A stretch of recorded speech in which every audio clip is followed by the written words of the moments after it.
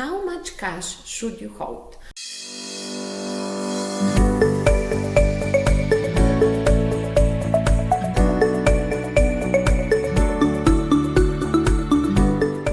Hello viewers, and welcome to another video edition of my YouTube channel. Here I am once again to discuss another interesting topic with you. But before we continue, have you subscribed to my channel? You need to subscribe to be able to enjoy more exciting topics of this kind. You may have an interest in checking other related videos like 5 ways to start building your wealth in 2021, amongst all others. I promise you'll be glad you did watch it. Now let's get into this topic. When I hear people say money is not everything, I don't bother to argue. I'll reply by telling you that money is not everything, yes, but money is significant. Without money, your life goals and other needs cannot be fulfilled. You need money to have fun, and you need cash to make investments. You need money to study. Now tell me, what can you do without money? Let's recap 2020. This year came to shake us off financially. Some people's finances were turned upside down. Some people's income was cut back. The pandemic that happened didn't leave our spending habits untouched. Those with retirement savings accounts also have the experience to tell. This year, a great lesson was learned from all aspects of our lives. This year taught us never to expect from life because we don't know what life will throw at us. The best lesson learned was for us always to be prepared for any life situations. This brings us closer to the subject of discussion. Why do you need cash? It will be best if you had a cash to perform your economic duties. Your immediate wants and needs have to be satisfied. Your cash in your liquid asset, and you can exchange your cash for goods or services. Let's take 2020 for example. Cash was needed to take care of medical bills. Did you think of what happens when an emergency occurs and you have no money to meet it? But let's assume you had money saved up somewhere for an emergency. There is no way you'll be stranded. There is savings account where you can put in your money and you'll be able to withdraw at any time without any problem. Having no money has led some families to struggle financially during the pandemic. There was also social security shortfall, and this is because the pandemic leads to the loss of jobs for many. The question I wanted to ask is that after your family struggled financially, what lesson did you learn and what plans are you making to avoid such an emergency of life from catching up with you again? You agree with me that there is a need to be prepared even though we are not praying for another pandemic to happen. It would be best if we are still prepared, yes? The best part of all this is that making a withdrawal from a savings account is not a difficult task to achieve, and there is no penalty attached to the withdrawal. Depending on the bank you are making use of, you can easily walk into a bank and fill out a withdrawal slip. Your cash will be given to you. You can now go ahead and take care of your emergency, but withdrawal depends on the type of savings account you are using. How much should you keep on hand? An emergency fund keeps you safe from life unexpected happenings. The stock market is highly volatile and anything can happen. You need to keep some extra cash for yourself for safety purposes.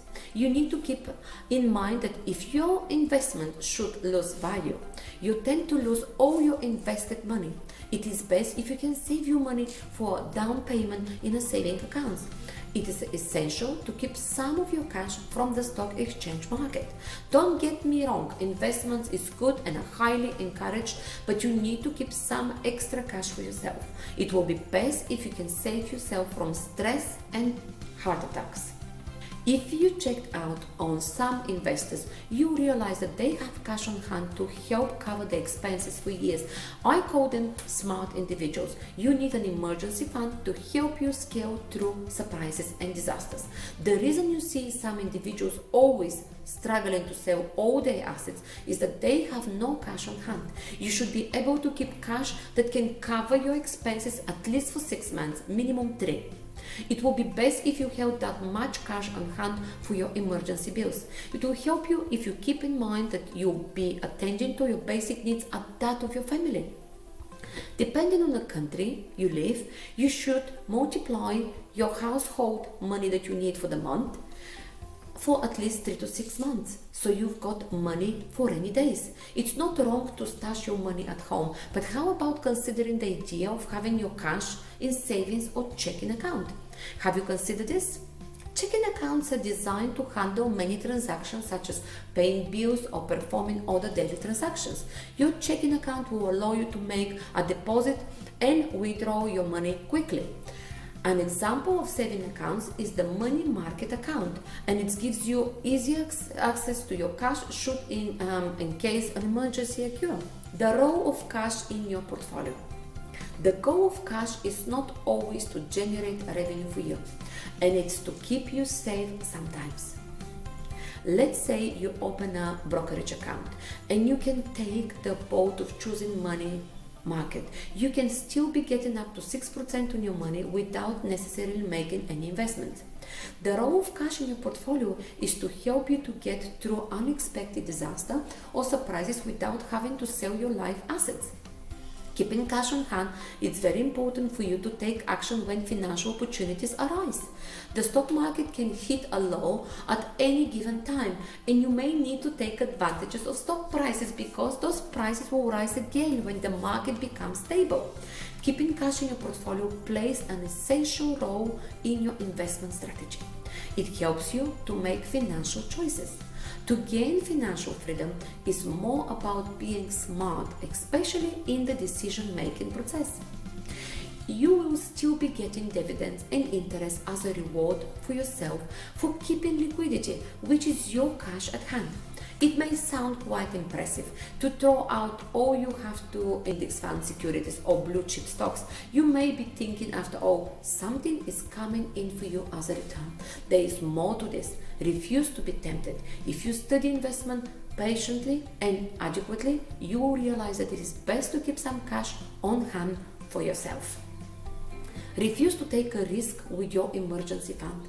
Do not go about investing all you have on hand unless it will be managed with preservation of your capital. You getting revenue should be a secondary consideration, or you can use an asset protection strategy. Learn the wisdom behind investing and protecting your cash. By all means, keep your emergency fund in cash. So, if you enjoyed this video, do well to like and share. I'm also expecting you to share your views and ask questions as well.